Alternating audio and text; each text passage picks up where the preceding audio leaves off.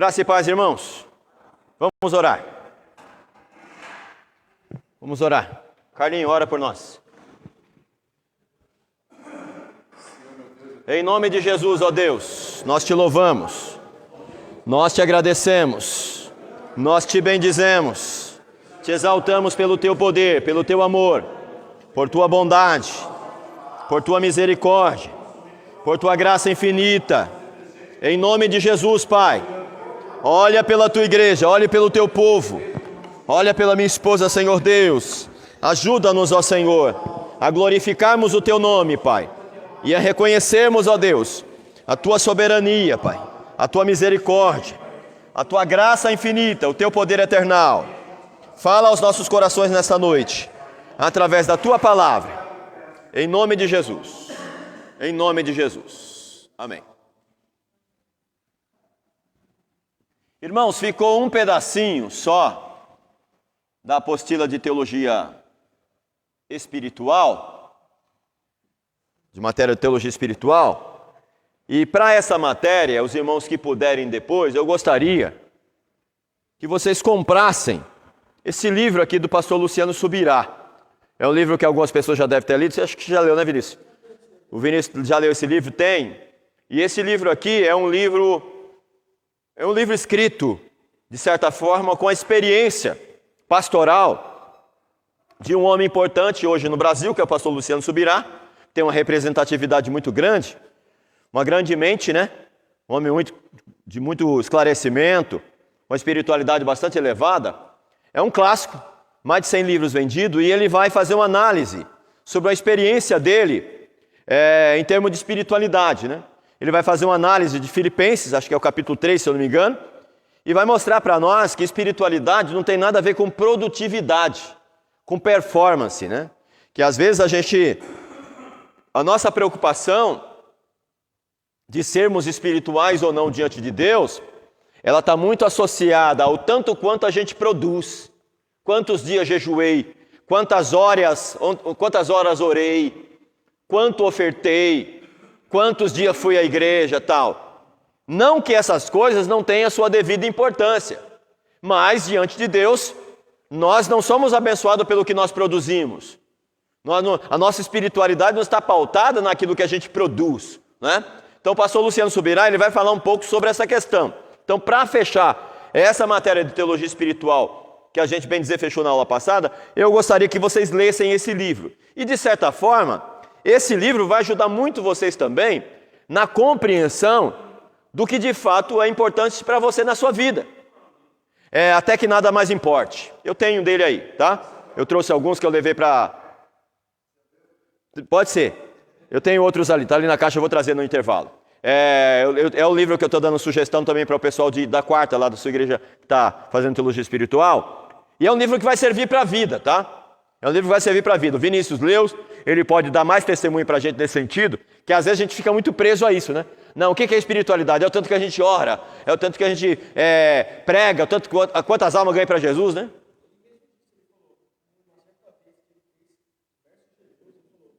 "21 dias de jejum.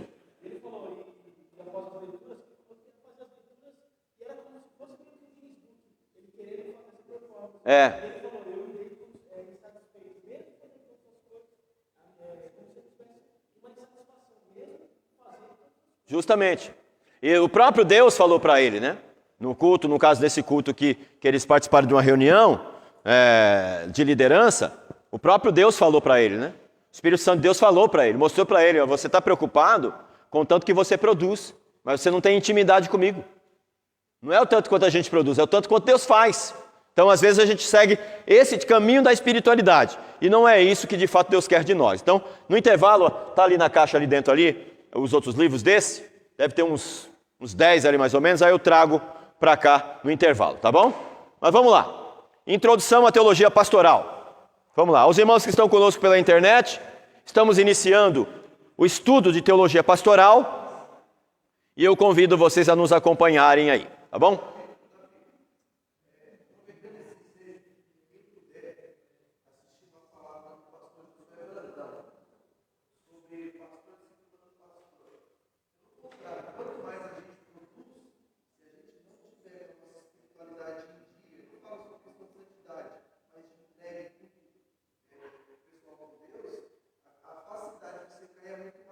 Sim.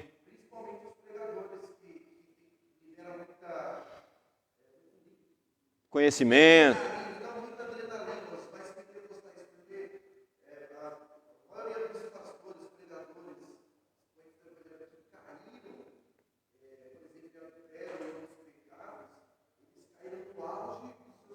Sim.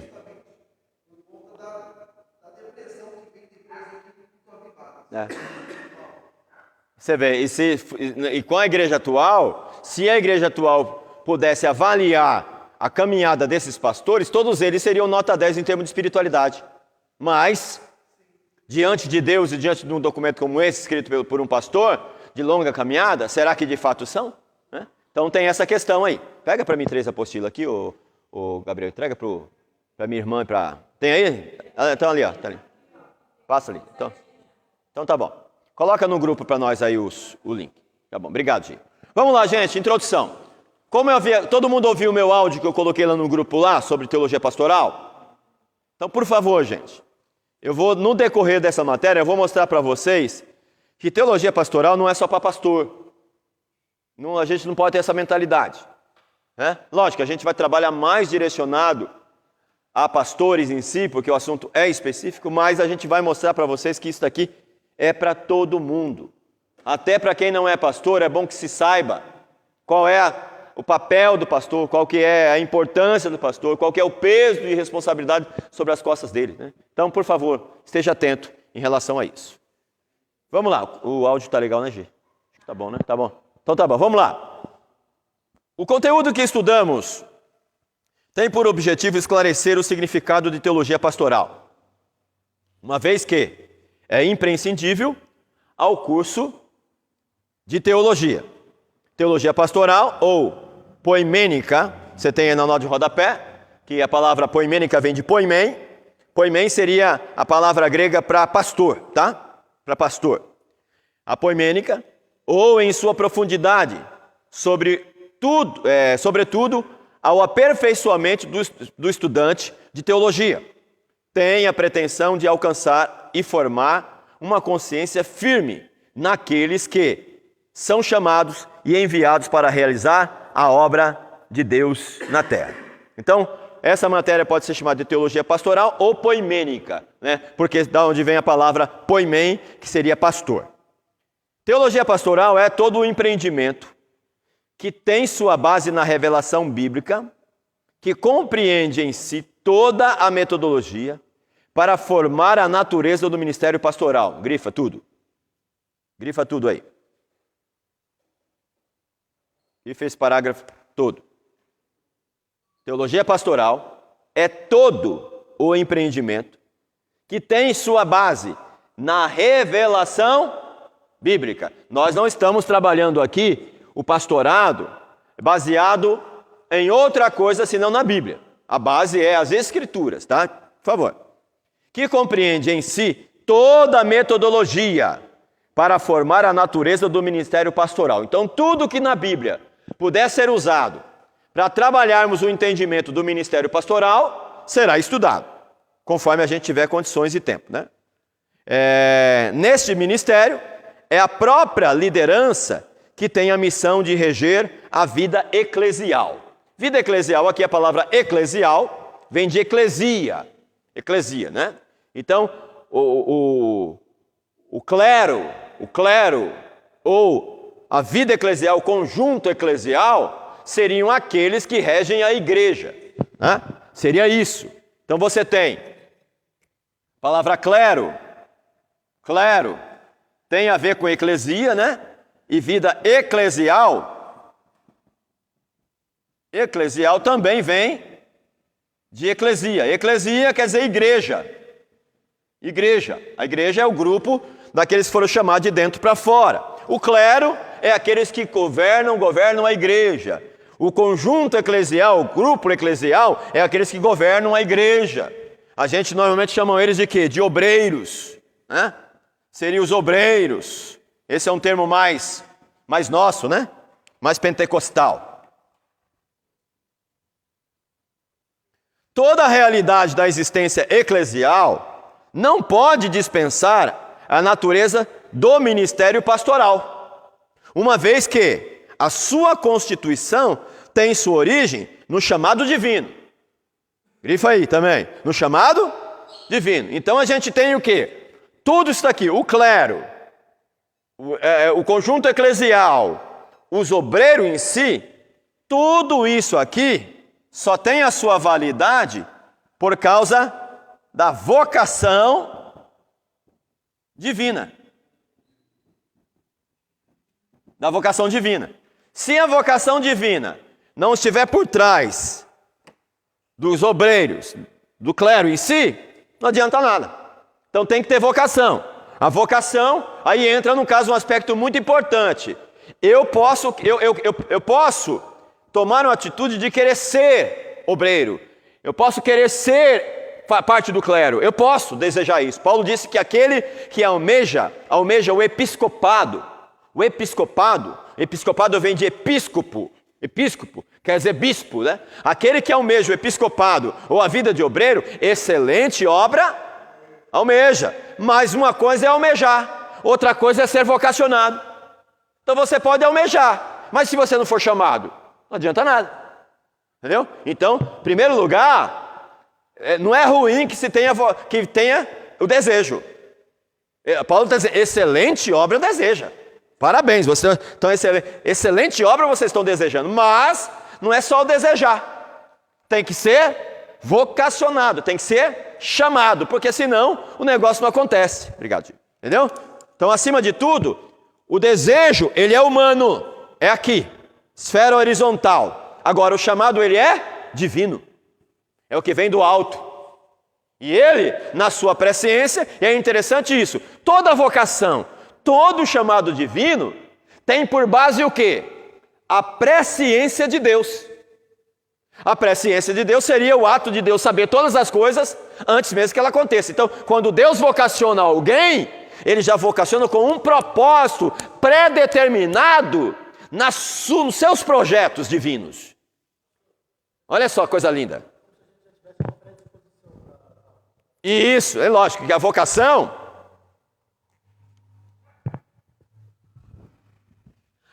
nem sempre partirá da predisposição.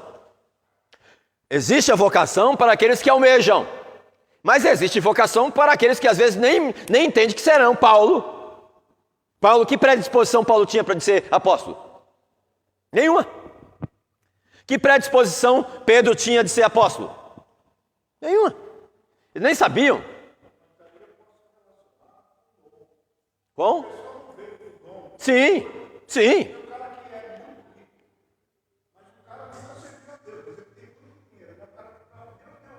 Sim, é um dom, não deixa de ser um dom, certo? Mas é que tá. Sim, mas é importante a sua pergunta, por quê? Porque às vezes haverá predisposição para aqueles que querem, mas tem uns que nem entenderam ainda, que já foram chamados, mas está lá no projeto de Deus. Deus vai proporcionar meios, caminhos, para que a coisa aconteça igual Paulo. O que Deus diz para Paulo? Duro é para ti recalcitrar. Paulo não estava indo pro abraço de Jesus, ele estava indo contra. Eu não quero saber disso. Mas Deus tinha chamado ele, Deus tinha um propósito na vida dele, né? Até que ele entende. Quando o caminho de Damasco, aí cai a ficha. Aí cai de fato as escamas, a ficha, cai tudo. Ele próprio cai também. Quem és tu, Senhor? Ele serve a quem? Servia a quem? Nos seus pensamentos, qual era o que ele fazia? Serviço de Deus. Ele está servindo a Deus. Qual palavra que ele conhece? O Antigo Testamento, é a Bíblia Sagrada. Então, Deus teve que encaminhá-lo por um caminho até que ele alcançasse o entendimento de que o Deus que ele estava servindo era Jesus. O Deus para quem ele estava fazendo tudo aquilo era Jesus, mas da maneira errada. Aí Jesus vai lá e se revela para ele, para mostrar para ele a coisa certa que ele tem que fazer agora. Aí ele entende, se converte, é batizado nas águas, é batizado com o Espírito Santo, vai para o deserto da Arábia, fica 3 anos lá, reforma toda a sua teologia e começa a pregar. Olha quanto tempo demora, Vinícius. Então nem sempre a coisa vai acontecer, A vocação, olha para mim, a vocação, ela pode acontecer em qualquer momento. Aí entra, pastor Moacir, de repente a pessoa já está se preparando faz tempo, porque ele se predispôs, ele já é crente, ele já se predispôs, ele está lá na caminhada já, ele já sabe o que ele quer, ele só está esperando a vocação. Então nesse caso demora menos, porque ele já está encaminhado. Agora quem não é ainda? Aí tem esse processo todo que aconteceu com Paulo, né? Então é muito diferente, a gente vai trabalhar todas essas questões também na nossa abordagem aqui. Mas é uma matéria fantástica, muito prática também, gostosa de estudar, e eu gostaria que você prestasse bastante atenção nessa matéria, porque ela é importante demais para a gente desprezar esta matéria e não querer entendê-la. Até mesmo para quem não é pastor, até para as mulheres aí que de repente façam parte de um ministério que não tem pastora nem nada, mas que aprenda a importância, não só, eu coloquei no grupo lá, uma coisa é o ministério pastoral, outra coisa são as ações pastorais. Já tinha pensado naquilo, pastor Moacir? Já tinha pensado? Tem muita gente que o Senhor delega a ele, vai lá, visita a irmã Joaquina lá, leva a ceia para ela lá. O Senhor está dando a ela, o Senhor está delegando a ela uma certa autoridade para uma ação pastoral. Ela não é pastora, e de repente ele não é pastor, mas ele vai debaixo do seu nome, e ela vai com desejo de socorrer alguém. É uma ação pastoral. Entendeu? Não deixa de ser uma ação pastoral. É um envio. Entendeu? É lógico que disso tudo, desse ato que esta pessoa está fazendo, disso que ela está fazendo, o Senhor já pode ser um olheiro na vida dela, de ver se lá na frente não pode aproveitar, que não seja um obreiro mesmo de verdade lá, que de repente seja consagrado, que a vocação já esteja lá, entendeu? Tudo isso pode acontecer. Vai ser lindo demais essa matéria, pode ter certeza. Todo mundo vai desejar ser pastor aqui. Vamos ver. Todo mundo vai sair daqui querendo ser pastor. Até as mulheres. Toda a realidade da existência eclesial não pode dispensar a natureza do ministério pastoral, uma vez que a sua constituição tem sua origem no chamado divino. O chamado, ele é divino. Você não está sendo vocacionado para ser um funcionário público, um vereador, um deputado, não. Você está sendo chamado para ser um porta-voz das mensagens divinas dos altos céus. Como dizia Billy Graham, por que você não concorre à presidência, Billy Graham? Você tem grande chance de se tornar presidente desse país, Estados Unidos, a maior nação do mundo. Billy Graham disse, vocês estão querendo rebaixar o meu cargo? Vocês estão querendo rebaixar o meu cargo? Porque ele era pastor. Pastor está acima do presidente. Pastor está acima do deputado. Porque esta vocação ela é divina. Ela é dos céus. Nós não lidamos com o poder terreno, se bem que a gente lida também, mas acima de tudo, nós lidamos com os poderes das trevas nas regiões celestiais em Cristo Jesus. O nosso poder vai além, né? Um deputado, ele pode dar uma caneta dele lá, um juiz tem um grande poder de fazer no mundo aqui, ó, neste mundo terreno, nesse mundo físico, passageiro. Mas ele não tem o poder de expulsar o demônio de um perturbado, não tem o poder de expulsar uma enfermidade de alguém que está doente, não tem poder de expulsar o espírito da morte de quem está morrendo. Mas quem recebe a vocação divina tem todo este poder. Jesus disse, eis que vos dou poder para pisar serpentes e escorpiões. E se beberes alguma coisa mortífera, não vos farão dano algum. E imporão as mãos sobre os enfermos e curarão. Expulsarão os demônios. Quem é que tem esse poder? Quem tem chamado divino. Quem recebe a autoridade dos altos céus. É diferente. Toda realidade divina é realidade que se configura com expressão que se desdobra na existência de modo útil e saudável para cumprimento de uma obra que tem que ser executada. Tem que ter consciência de que a realidade que se configura por trás disso aqui, ela se expressa no desdobramento da existência de um modo útil de agir, saudável de agir. Tem muitos pastores por aí, tem muitos obreiros que as ações deles não são úteis, não são saudáveis. Não basta ser obreiro. Um obreiro pode ser improdutivo mesmo sendo obreiro. Um obreiro pode ser inútil no púlpito. Pode ser, a fala dele, as ações dele pode não ser saudável. Ele tem a autoridade, ele tem a vocação, mas a atitude dele não está respaldada pela vocação que ele tem. Então tem que tomar cuidado. Útil e saudável para o cumprimento de uma obra que tem que ser executada, pois é fruto do próprio Deus, que estabeleceu uma ordem para salvar o mundo da desordem, do caos. Nós não estamos vivendo esse caos no Brasil? Não estamos? Não estamos vivendo? Então, eu vou mostrar isso para vocês, mas a minha língua já coça. Eu já fico agoniado, porque a gente às vezes, faço parte de um grupo aí, de um grupo que estava essa questão das políticas, tudo, por causa das eleições e tal, e se colocou aí uma pesquisa aqui de Morato, tudo, dos votos, etc. Tal, e a gente tem que ser, tem hora que a língua fica afiada, eu não aguento, eu falo. Quer ouça ou deixo de ouvir, eu falo mesmo. Mas dói no coração. Os pastores, eles se lamentam por coisas que a culpa é deles. Eles são culpados. Viu, pastores? Vocês são culpados. A responsabilidade é de vocês, porque vocês não ensinam, vocês não orientam.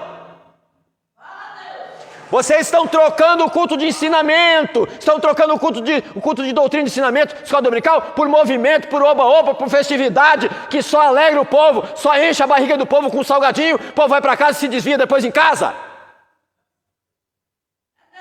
Entendeu? É isso, essa é a realidade. Reclama, porque foi isso, porque não ensina, o meu povo perece por falta de conhecimento. Conhecimento liberta, transforma, muda a vida, muda a família, muda caráter. Mas o povo não quer. O povo só quer oba-oba. Não, pastor, o senhor é contra as festividades? Não, eu prego nelas. Preguei numa sábado agora. Não adianta, você não pode. Não é só dizer eu não pode, você tem que ensinar o porquê não pode. Tem que dizer por que não faz tal coisa. Não orienta.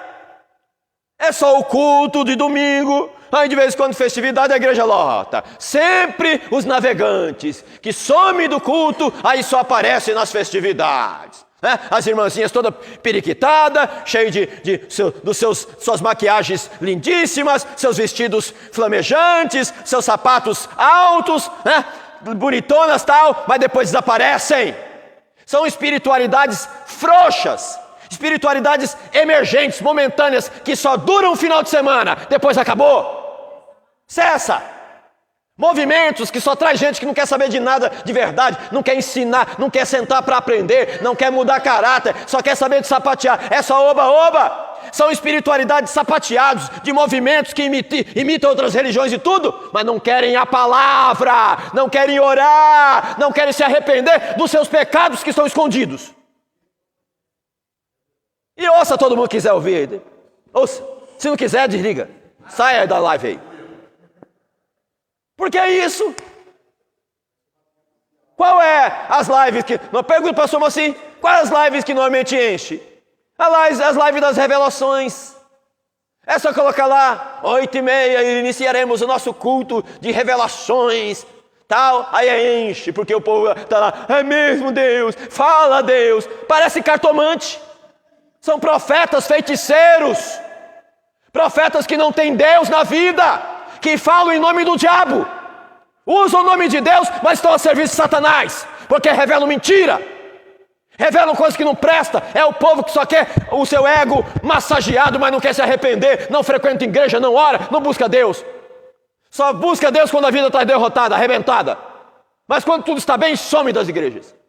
É isso, vai lá ver as lives, 5.000 pessoas, 6.000 pessoas, vai ver quantos assistem uma live dessa. Ácida, amarga, com gosto de jiló? Nem quer. Jiló temperado com boldo. Diga.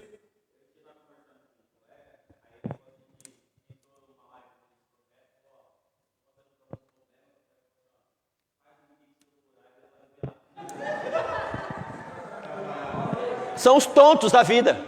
É os crentes tontos. Desculpa, irmãos. Desculpa. É os crentes tontos, besta. São esses que caem bonitinho. Faz um pix. Isso é.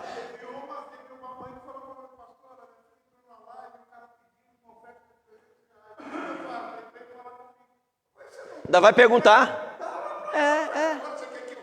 Isso. É os tontos. São os crentes tontos. Não são libertos. Paulo disse, pelo tempo vocês já deveriam ser mestres. Mas eu não consigo alimentar vocês com alimento sólido, porque vocês ainda são crianças na fé. Não cresceram. Não suporta. E depois o pessoal fala que eu sou ignorante ainda. Davi, pelo amor de Deus, muito bravo. Não tem problema, não assiste. Não tem problema. Não estamos correndo atrás de plateia. Passou-se a época da gente preocupar com plateia. Não estou correndo disso já. Não preciso mais disso. A fé já está garantida, a salvação já está garantida através de Cristo Jesus. É Ele que nos salvará, é Ele que nos sustenta, é Ele que nos dá graça, é Ele que cuida das nossas vidas. Então, não estou preocupado mais com isso. Esse tipo de pregador que Isaac citou, estou fora dessa situação. Se quiserem, eu vou, não tem problema. O Igor não está aqui hoje, mas preguei na igreja dele aqui no Jardim Rosa, salãozinho pequeno, igreja simples, a gente estava lá. Não tem problema, mas eu vou pregar a palavra. Quando me chama, Ageu 2,9. A glória da segunda casa será maior do que a primeira. É só perguntar para ele o que eu preguei. Pergunte para ele o que eu preguei. O modo pelo qual se realiza esse empreendimento, com suas características próprias, que divergem da maneira dos homens dirigirem suas propriedades particulares. É o que a teologia pastoral trata. É o cuidado de Deus, que se dará através de homens chamados de pastores. E não tem nada a ver de ser gerente, não. Não, quem é gerente dá para ser pastor? Não. Quem é administrador de empresa dá para ser pastor? Não. Quem é do RH dá para ser pastor? Não. Só se tiver vocação. Se ele tiver vocação, todas as características positivas de liderança que existem nele poderão ser aproveitadas. O gerenciamento, a capacidade de gerir, beleza, não tem problema. Vamos aproveitar. Mas acima de tudo tem que ser o quê? Tem que ter o quê? Vocação. Estudar teologia, saber o que é Bíblia. Certo? Teologia não é administração. Você pode usar a Bíblia para tudo, mas se é pastor, você vai lidar com ovelha, com gente. E você não é gerente, você não manda ninguém fazer nada.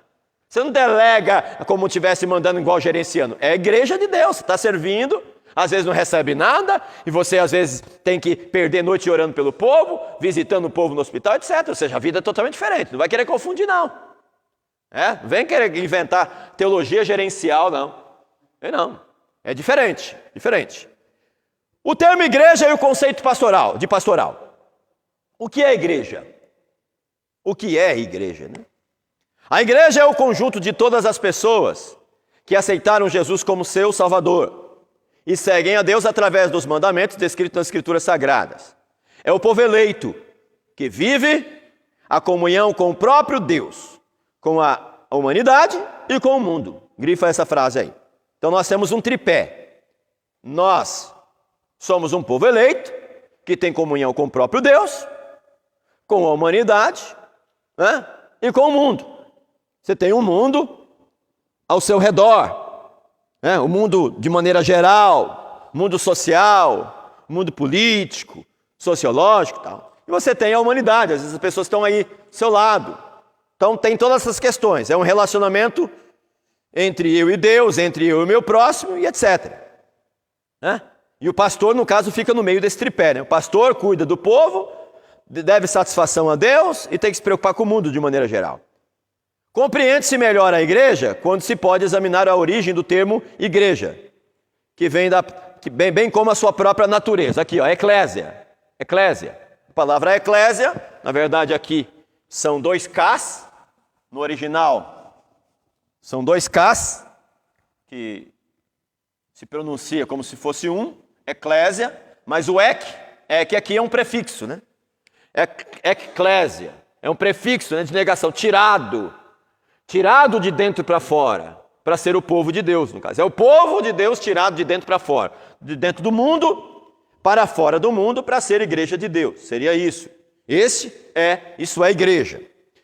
A origem do termo igreja. A Bíblia, em tempo algum, faz uso da palavra igreja relacionada a um prédio, a denominação. Por quê? Porque não existia na época. Né? Eis que eu te digo que tu és Pedro, e sobre esta pedra edificaria a minha igreja, eclésia, original. Né? Então, igreja aí tem a ver com o povo, primeiramente. É um ajuntamento de pessoas, um povo. Por último, quando Jesus teve que fazer um culto com os seus discípulos antes da sua morte, ele vai para um lugar, vai para um local, que provavelmente foi lá a casa da mãe de João Marcos, o cenáculo, né? O cenáculo onde se reúne, diz, muito desejei comer convosco esta Páscoa, tal. Então ele se ajunta no local, mas ali não era denominação ainda, era só o povo de Deus, não era o prédio. O termo igreja, para o Novo Testamento, é eclésia, é usado para designar o novo povo de Deus, que está no mundo, grifa aí, que está no mundo. Ninguém aqui ainda é arcanjo, querubim, serafim, você está aqui, você é ser humano, você sangra, você chora, tem que trabalhar, se relacionar, nós estamos no mundo, mas que saiu do mundo, no que diz respeito ao seu comportamento, que não atende às exigências de Deus e sua palavra. O mundo jaz no maligno. Mas a igreja tem que estar em quem? Em Cristo. Se vós estiverdes em mim. O mundo está no maligno, mas a igreja está em Cristo. Então a igreja, nós precisamos viver essa realidade, tá? Por favor, esteja atento em relação a isso. Na Septuaginta seria a tradução do hebraico para o grego, primeira tradução do hebraico para o grego, eclésia ou eclésia tukiriu, né? Eclésia tukiriu, considerado um termo técnico para significar o hebraico o carral de Yahvé. Aqui no caso, eclésia tukiriu seria igreja de Jesus, igreja do Senhor.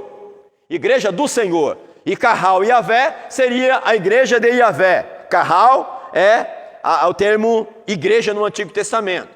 Você tem um livro no Antigo Testamento que é Eclesiastes. Eclesiastes vem de eclésia, mas no hebraico é chamado de Correlete.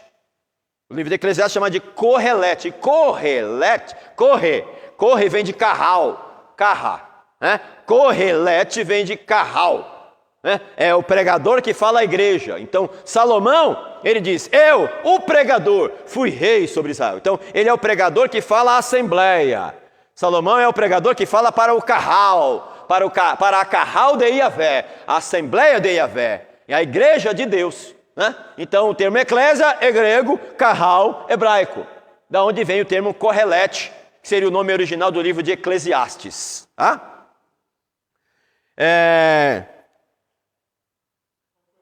Diga. Livro do pregador, mas é isso mesmo. Eclesiastes é o livro do pregador que fala à assembleia. Tem assembleia aqui por trás. É o livro do pregador que fala à assembleia. Entendeu? Porque eclésia é assembleia. O original é correlete. Então correlete é o quê? É o livro do pregador que também fala à assembleia, que seria o termo hebraico. Traduzido em grego seria, na Septuaginta seria Eclesiastes, né? Seria a forma grega de se falar.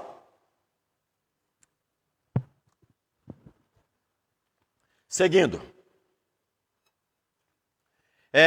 A congregação do Senhor. Esse termo, tirado da realidade do mundo, é muito significativo, pois indica um chamamento dos cidadãos em Cristo, de dentro do mundo, para se reunirem diante do Senhor. Olha lá os 120 lá no cenáculo, lá no dia de Pentecostes, né? As expressões eclésias, tuteu, seria igreja de Deus, ou eclésia tu Cristo, igreja de Cristo, né? Revelam o significado da verdadeira igreja, ou seja, a igreja ela é de quem? Ela é de Deus. Se é de Deus, quem é que tem que me vocacionar? O próprio Deus. Ele é o dono da igreja, ele é o patrão da igreja, ele é aquele que comprou a igreja, então eu tenho que obedecer às ordens daquele que me chamou. Então você não está lidando com o povo seu, você não está lidando com alguém que você ganhou, Não, mas foi eu que ganhei para Jesus. Então, você falou certo, você ganhou para Jesus, não para você. É minhas ovelhinhas, não é sua. É as ovelhinhas de Cristo. Você foi apenas contratado por Ele para tomar conta do rebanho dele. E tem mais. Sinta-se privilegiado por ser chamado pelo Senhor. Porque esta é uma santa vocação. É uma vocação divina. Você faz o serviço para Deus. É um trabalho feito para Deus. E é um privilégio. Não é para qualquer um, não. Por isso que não adianta. Ah, mas eu sou gerente. Você é pastor, meu filho. Não é assim que funciona. Ah, eu sou administrador, você é pastor. Não é assim que funciona. Pode funcionar nessas igrejas por aí, onde você tem números para apresentar, né? Onde você tem números para apresentar, mas que não tem amor pelas vidas, pelas ovelhas em si, né? Se tiver que sentir cheiro das ovelhas, né? Se tiver que ser pastor que tem cheiro de ovelha, aí sim. Né? Mas normalmente esses pastores não estão muito preocupados em ter cheiro de ovelha, não. Né? Eles querem ter cheiro das notas, né?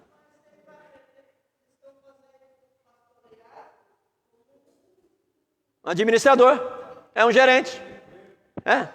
Sim. Houve um momento na história do Brasil que uma determinada igreja colocou um anúncio: precisa-se de pastores.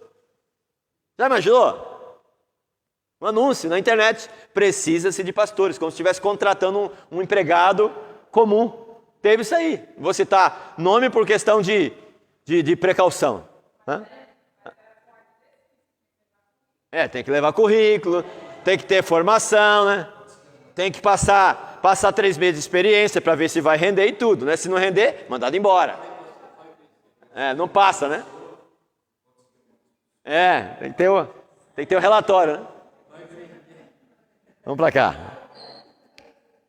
Eclésia é constituída da raiz do verbo kalel. Kalel. Kalel quer dizer chamar. Não é Kal-El de Superman, não, tá? Não é o kryptoniano, não. Aqui é Kalel, chamar. A palavra eclésia vem de querer chamar. Mas logo que seria a igreja, é mais do que uma agregação. Logo a igreja é mais do que uma agregação de pessoas. É uma congregação de chamados. Fomos chamados do mundo para a sua maravilhosa luz. É mais do que uma organização. É uma denominação. É o povo de Deus. É um povo em constante movimento, que se expressa na existência de maneira autêntica. Olha só que coisa linda. Seu testemunho a respeito das grandezas de Deus. A outra palavra no Novo Testamento, derivada da Septuaginta, tradução do hebraico para o grego, que é a primeira tradução, que é sinagogue, que se deriva da palavra sim mais agô. Sim mais agô, significa chegarem juntos. Era o lugar onde se ajuntavam, era onde estavam juntos, né? Sim quer dizer juntos. E agô seria chegar, né? Chegar, né? É prefixos sinóticos. Sim, óptico, sinóticos. Sinagogue, né? Quando surgiu a sinagoga? Qual foi o momento da história de Israel que surgiu a sinagoga? Quem lembra?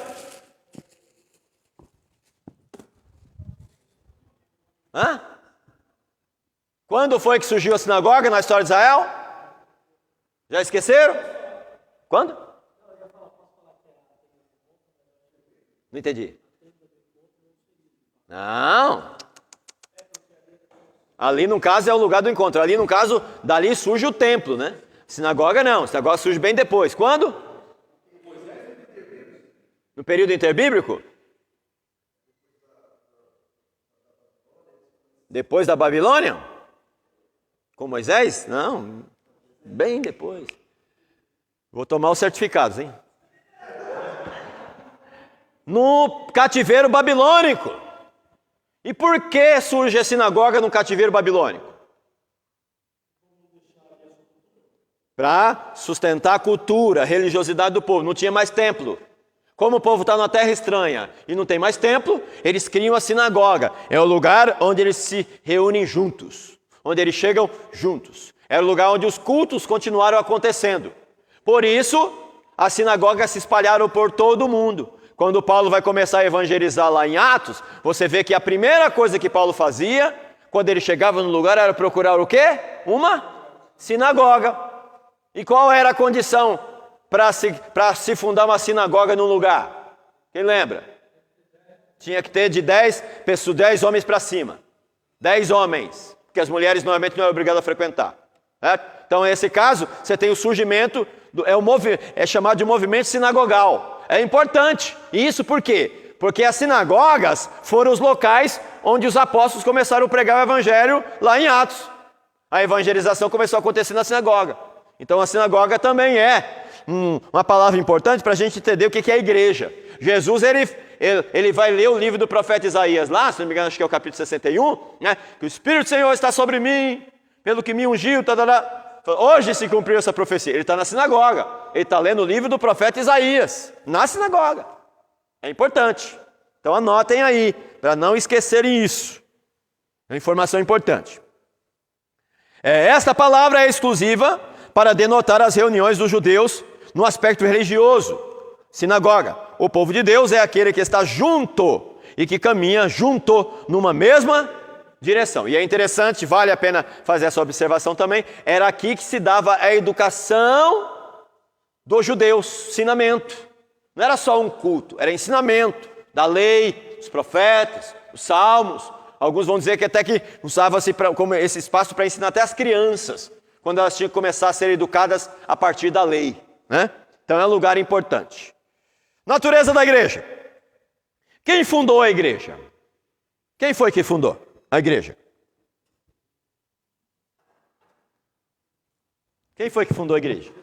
Jesus? Ou foi o Espírito Santo?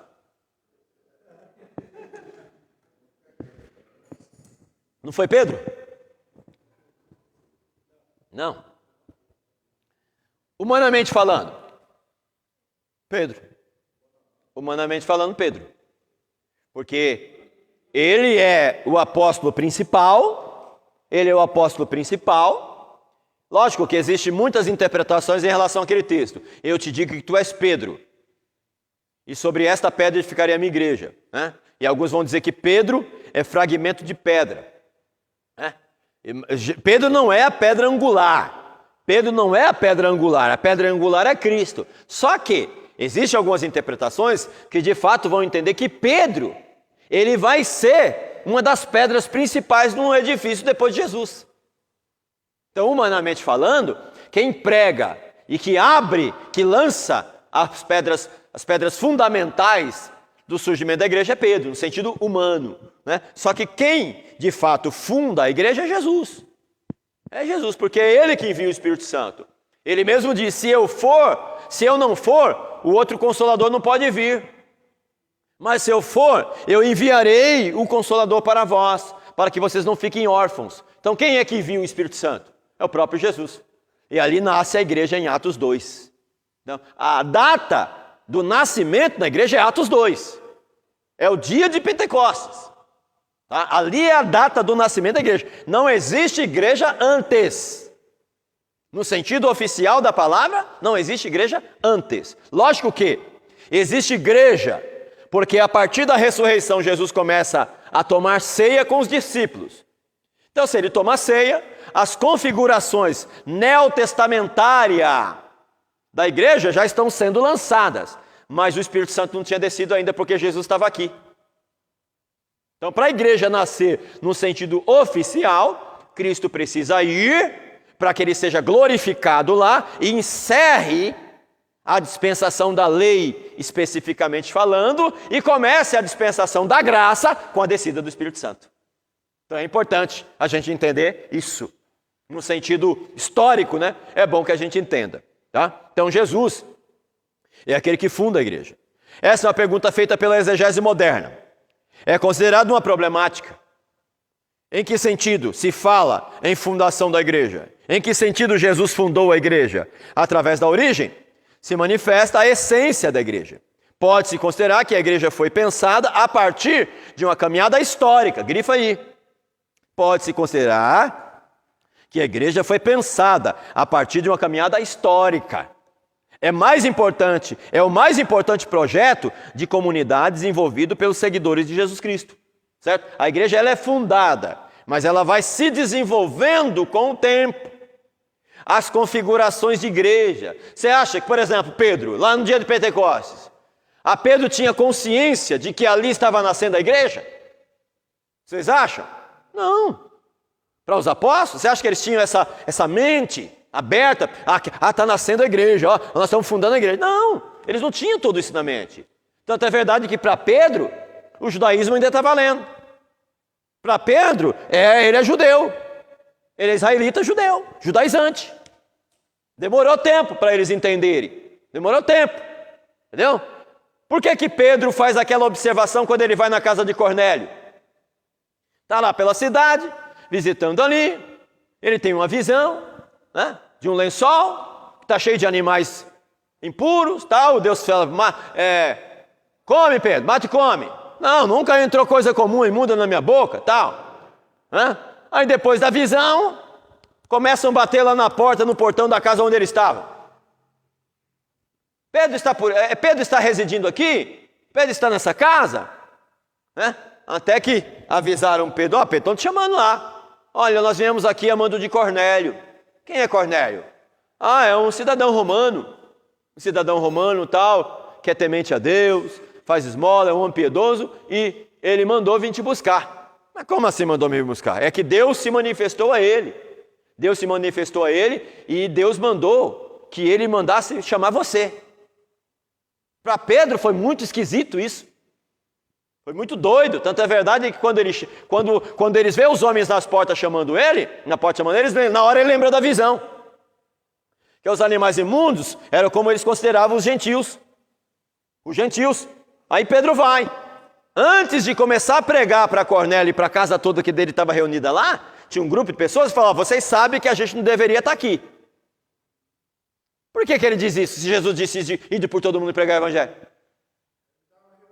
Religioso. Atos 1:8. Recebereis poder ao descer sobre vós do Espírito Santo, ser-me-eis minhas testemunhas onde? Jerusalém, Judéia, Samaria. Então, a ordem já tinha sido dada. Mas Pedro está dizendo que você sabe que não era para a gente estar aqui, né? Parece que ele não tinha entendido ainda o que Jesus tinha dito. Para Pedro não foi fácil isso. Então, para ele, não tem igreja ainda. Com o tempo, ele vai compreendendo isso. Então, a igreja é um fato que vai se desenvolvendo na história. Vai tomando essas configurações novas na história. E é importante a gente entender isso. Para vocês entenderem o que a igreja foi se tornando no decorrer da história. E olha o que ela se tornou. Olha o que a igreja se tornou no mundo. Olha o que a igreja brasileira representa no mundo. Tem um teólogo assembleiano, um rapaz novo, mas muito inteligente, que escreveu um livro dizendo, por que se tem medo dos evangélicos? Por que eles têm medo dos evangélicos? O nome do livro dele. E ele escreveu esse livro justamente nesse momento dessa eleição, porque eles temem a gente, eles estão com medo da gente. Eles temem a gente, porque nós temos representatividade. Nós não somos mais aquele povo que ficava só cultuando a Deus, que fala a língua estranha, não. Nós somos um povo inteligente, um povo que sabe votar, um povo que tem voz, que tem expressividade, que tem a sua liberdade de falar, que mostra os seus pensamentos. Nós temos gente aí inteligentes em todas as alas, na área jurídica, na área política, nós temos expressividade. Então a igreja, gente, ela caminha, ela está em movimento constante. E ela está em todos os lugares, todos os departamentos, em todas as áreas da vida. Então, nós temos expressividade. Então, falar desse assunto agora é falar de algo que está acontecendo agora. Então, a gente precisa ter consciência. Você é a igreja de Deus. Você tem poder. A sua voz pesa. A sua oração pesa. A sua escolha pesa. É isso mesmo. É isso mesmo. Por isso, pastora, a gente precisa fazer o quê? Oriente o povo, ensine o povo. Ensine. Jesus, ele não foi um grande pregador, Jesus foi um grande mestre. Já está decidido isso em termos de estudos teológicos, de pesquisas nos evangelhos, que a maior parte do conteúdo de Jesus foi ensino. Fora os milagres que ele operou, o que ele fez foi ensinar. orientar, ele foi um grande mestre, foi um grande pedagogo. Ele formou 12 homens e mais 70 lá, que seria o segundo grupo, para serem apóstolos, para serem seguidores, discípulos dele. Entendeu? Então a expressão principal é didáscalos, né? É didáscalos, é discípulos, é ensinadores, é que eles foram ensinados. Se a gente orientar o povo, pastora, a gente vai tendo mais voz ainda, porque não é falar por falar, é falar de maneira inteligente, é falar na hora certa, é falar da maneira certa, é usar a metodologia correta. Mas a gente diz para o povo, os pastores, a gente diz, não vote, não precisa nada de dizer não vote, é ensinar, é instrução, é mostrar o que está por trás, é mostrar o que está acontecendo aí nos bastidores. Nós temos hoje em dia aí uma instituição chamada Brasil Paralelo hoje, que é um canal, um streaming, né? Um canal hoje em dia parecido muito com Netflix e outros canais, aí no caso, que trabalha a história do mundo em todos os aspectos. Mas principalmente as questões políticas, ideológicas, filosóficas que estão por trás de tudo que está acontecendo. Chamado Brasil Paralelo. Então nós precisamos aprender. Assista a série chamada Guerra do Imaginário. Hoje, a Guerra do Imaginário é justamente o que está acontecendo, meus irmãos. Você pega, por exemplo, a Disney. Você pega a Disney, por exemplo, hoje ela possui ela tem lá, no caso, o streaming dela, o canal dela, você tem lá o aplicativo Disney Plus, você tem tal. Quantos anos faz que a Disney discipula as nossas crianças? Quantos anos faz? O Carlinho que gosta de DC Comics, Marvel, etc. Quanto tempo faz? Quanto tempo as nossas crianças não foram orientadas por Pica-Pau? Por Minnie, Mickey, Pato, quanto? Mas está tudo lá embutido, está tudo lá. Os ensinamentos, as ideologias estão lá. Entendeu? Você assiste, por exemplo, a série Friends, uma das mais assistidas no mundo. Eles vão fazer uma análise, Guerra do Imaginário vai fazer uma análise da série Friends, do que ela se tornou, o que ela é, o que ela foi no começo e o que ela é hoje. A meninada gosta de assistir, olha o que ela é hoje, né? Eles fazem uma análise dessa série e mostra que por trás de tudo isso existe ideologia, existe militância, existe filosofia, existe marxismo, existe gramscismo, satanismo. Aí você tem na contramão quem? Quem vem na contramão tentando salvar a nossa meninada? Já dou a palavra, Carlinho. Um deles é o grande mestre C.S. Lewis. O grande mestre C.S. Lewis. Por que ele fala sobre esses títulos? O Diabo e Seu Aprendiz, O Peso da Glória e tal. Ele próprio que é o autor lá do Senhor dos Anéis. Senhor dos Anéis? Acho que é Senhor dos Anéis e outros filmes lá. Ele é o autor. Quando ele lançou essas séries, esses filmes aí, ele lançou justamente com o objetivo de combater essa porcalhada que está por trás desses filmes, dessas séries. Ele, o Tolkien, que é outro autor, vocês Carlinhos conhecem, o H.G. Wells, né? Tem um outro autor, esqueci o nome dele agora, eu vendo alguns livros dele também, né? Homens que lutam na literatura, na poesia, a música. Pastor Osni, com esse livro, com essa aula, a música está totalmente ideologizada. Esse Rock in Rio que aconteceu aqui no Brasil foi o Rock in Rio mais ideológico da história do Brasil. Mas isso está acontecendo há quanto tempo? A gente ouve, mas a gente pensa que não tem mensagem lá. É a chamada mensagem subliminar, que as crianças veem de maneira mais fácil, porque elas são crianças, são mais sensíveis a essas coisas. Mas a gente não, isso não tem nada a ver, mas está aí. Mas a gente não vai, a gente não luta, a gente não ensina, a gente não vai na contramão. A gente simplesmente deixa passar. A gente vive de um culto por domingo, um culto por semana, 4 vezes por mês, com uma pregaçãozinha às vezes ralé, pregaçãozinha às vezes mal feita, que não tem conteúdo, que não convence ninguém. Até o pregador, pergunta o pregador, você aceitaria Jesus com a sua própria pregação? Talvez ele diria, porque não prega nada, não prepara um sermão, não lê, não pesquisa, traz sempre o mesmo arrozinho e feijão. Irmãos, então irmão, nós estamos aqui, né? Nós estamos aqui, amém, amém, glória a Deus, aleluia. Levante sua mão e diga para o seu irmão, está alegre com Jesus? Quem está alegre com Jesus? Essas perguntinhas de gente besta, sabe? Que não tem o que fazer, pregador besta, não tem o que fazer. E o povo vai, irmão, diga, irmão, foi bom ter você aqui. Vai dizer a coisa para outro. Eu quero conteúdo, não quero entretenimento. O pessoal fazer, vamos lá, levanta essa mão e diga lá, academia. Vai fazer o que, igreja? Academia? Fazer academia, vai para academia de ginástica? Fazer ginástica, não. Aquecimento. Pensa que a gente é besta. Aquecimento você faz na empresa. Vamos lá, todo mundo que trabalha com serviço braçal, né, Carlinhos? Tem que fazer força, tem que fazer aquecimento. Vamos lá, vamos pro refeitório, vamos lá. Diga aí, vamos lá, eu vim aqui para vencer. Eu vim aqui para trabalhar. Vamos lá, levanta a mão, estica, vamos relaxar. E quer fazer isso no culto? Aí aquece o povo, olha, irmão, estou sentindo a presença de Deus já. Não é nada, é o aquecimento dos músculos. Deu uma relaxada, você já está sentindo. Já alguns hormônios que estavam lá desativados, já ativou, e você é enganado, seu besta. Desculpa aí, mas é besta mesmo, né? Abestado. E vai na baila, vai. A gente quer palavra, a gente quer alimento, não é oba-oba, não é movimento não, eu quero conteúdo, eu quero evangelho, pregação.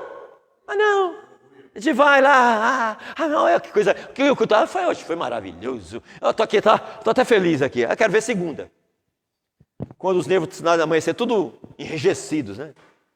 Tudo, já esqueceu o movimento, acabou a energia, tudo. Meu Deus do céu, eu tenho que trabalhar. Serviço amaldiçoado. Começa a amaldiçoar tudo. Cadê o avivamento do domingo? Cadê o poder do domingo? Gente do céu, como é que o povo sai enganado, pastor Baci?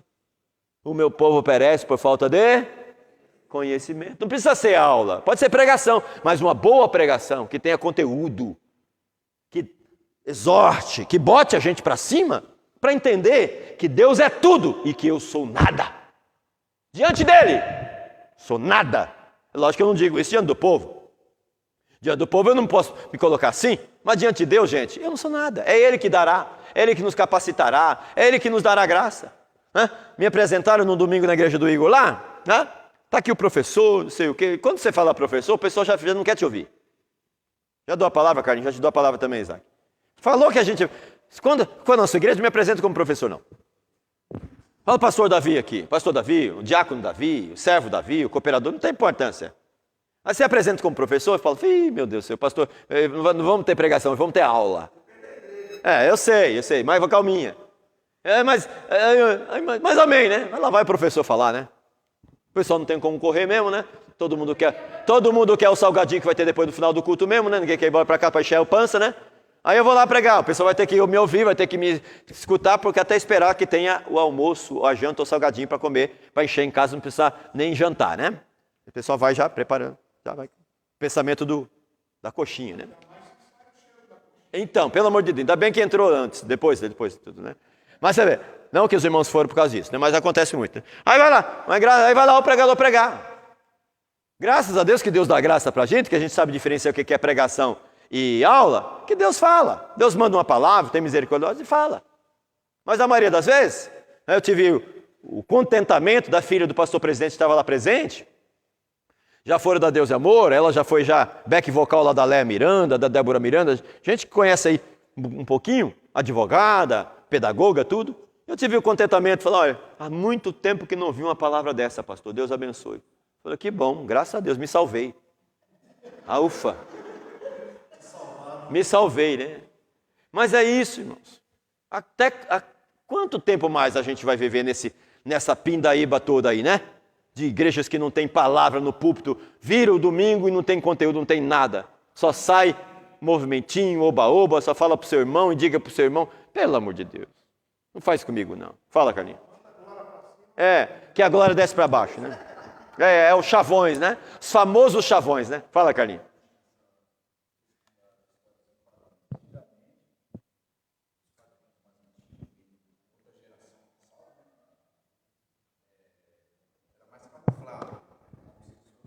Estava ali escondido, né? Escondido. Já tem, hein? Já tem. Fado madrinho.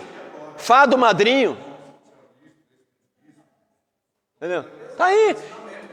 É as nossas crianças que assistem esse negócio todo. Aí vai questionar você, você não vai saber o que dizer. Fala, Isaac, pra gente tomar café. Que horas são? 9h12. Vai. Fala, Isaac, pra gente tomar café.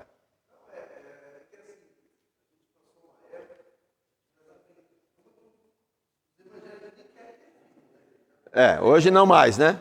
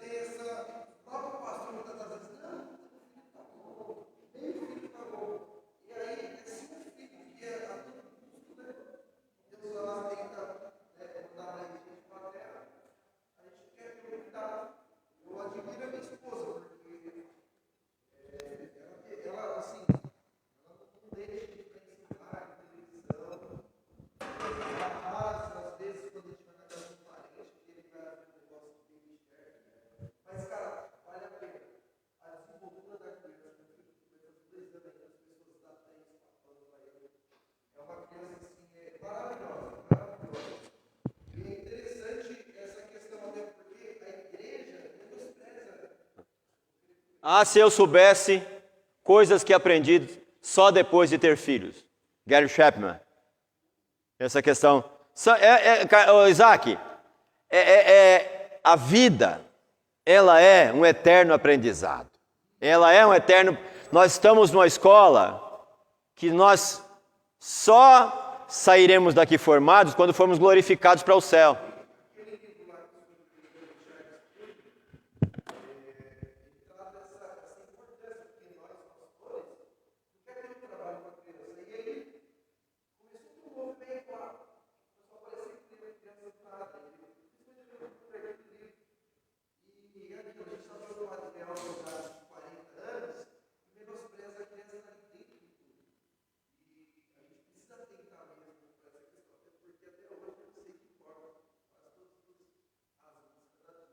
Então.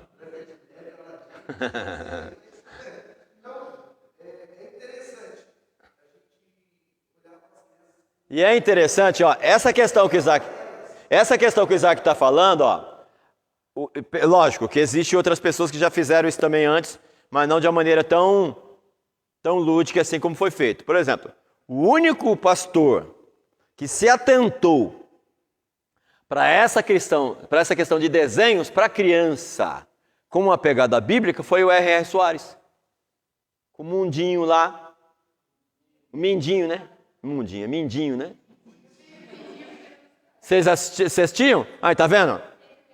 E tá vendo? Lá na Igreja da Graça. Que só tem no canal deles, no caso, acho que na HIT, né? E no canal fechado deles. Esmilinguido também. Mas o Esmilinguido demorou mais tempo para poder ir para a TV, né? Antes era só assim animado, tá? Escrito no caso. Mas você vê, são questões, gente, que forma a criança. Mas a gente ainda luta nesse sentido. Porque na maioria das vezes, quando a gente quer ver a nossa criança paradinha na igreja, quietinha na igreja, a gente pega, dá o celular para ela fica assistindo aqueles videozinhos de desenho animado que a gente nem sabe o que é nem nada, aquelas porcalhadas todas, e você pensa que ela está vendo o que presta. Contanto que ela fique quieta e você pode assistir o culto, para você tá bom.